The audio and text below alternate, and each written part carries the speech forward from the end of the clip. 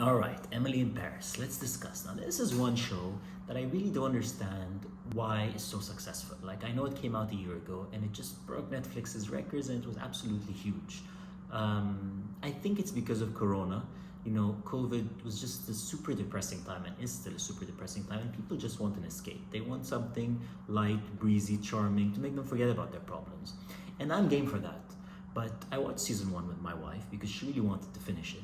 And I couldn't believe why this show was such a success. Not to mention the fact that it got nominated for Emmys and Golden Globes, just because you can do light, you can do charming, but it doesn't have to be so cheap.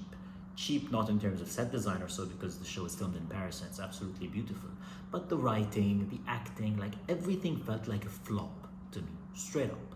And I didn't even get invested in Emily as a character. So you can imagine my disgust when the show was, nominated for a Globe, an Emmy. It just felt really wrong. Now season two is out, and of course I had to watch it with the wife. Believe it or not, and I'm gonna be super honest, I actually enjoyed this much more than one. I didn't feel like I was forcing myself to watch it. I don't know what changed about the show. They did make Emily less narcissistic and vain and self-centered, that's for sure. So she became more likable. The show felt a bit more authentic because other characters started speaking French with each other instead of English, which just seemed so unnatural in season one. The fact that they didn't put Emily with Gabriel immediately and there are actual consequences, and you see that she's actually not such a good person because of what she did to her friend Camille. God, I can't believe I'm invested in this now. And I actually really enjoyed the character of Alfie. He has great chemistry with Emily, and I just really enjoyed their dynamic, and I felt like the show was really going forward in building this whole, love triangle in an interesting way.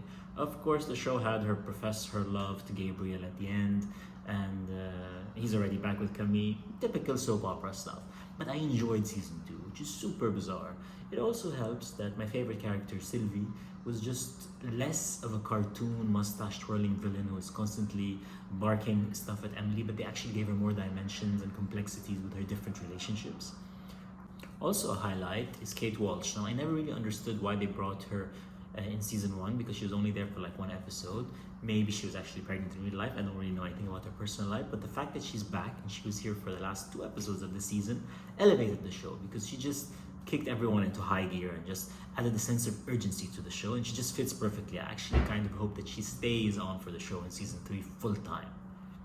The finale now also poses an interesting dilemma for Emily because she has to decide if she wants to stay with Savoir and her new boss now, Kate Walsh, or if she's moving with Sylvie to the new job, which is obviously the case, and that's obviously what's going to happen because the show's not going to get rid of their entire cast in one fell swoop.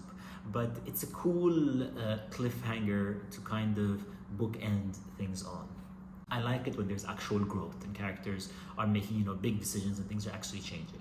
Now, I still have immense guilt over the fact that I enjoyed Emily in Paris in season two, but it's not as bad as season one because I feel like the show is actually now more adult and more entertaining in some weird way. There's still so much cheesiness and ridiculous stuff with characters running into each other and the dumbest coincidences and the cheesiest, lamest dialogue.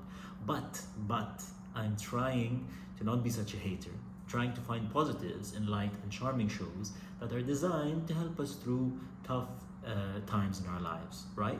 And the show accomplishes that. It's not harmful in any way, I think, while there are some ridiculous stereotypes in it.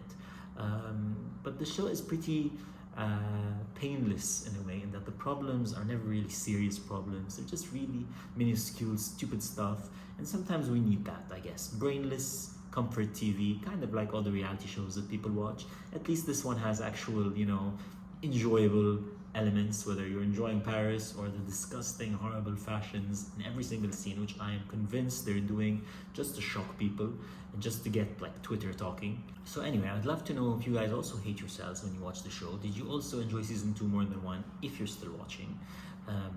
Of course, I don't know if I ever would have given the show a chance if it wasn't for my wife and someone making me sit down and watch it.